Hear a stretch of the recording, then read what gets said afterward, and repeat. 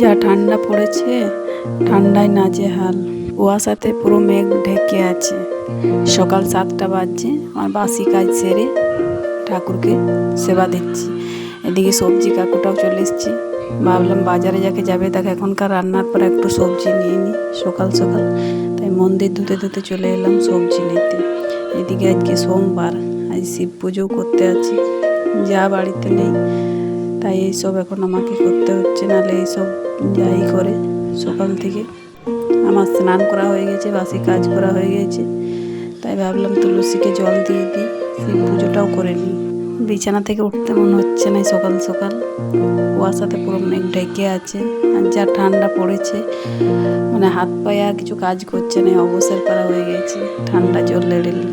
এদিকে আজ এত মন খারাপ, ঠাকুরকে ধূপ জল দিতে যেয়ে দেখছি একটাও গাছে ফুল নেই। ঠাকুরের সেবা দেওয়ার সময় যদি একটা ফুল গাছে না পাওয়া যায় তো মনটা কত খারাপ লাগে বলো। এদিকে পান দিয়েই পুজোটা সারতে হলো, কি আর করা যাবে, ফুল নেই তো। গাছগুলো না যে কি অবস্থা হয়েছে কি জানি, 1 সপ্তাহ পর পর একটা দুটো করে ফুল ফোটে।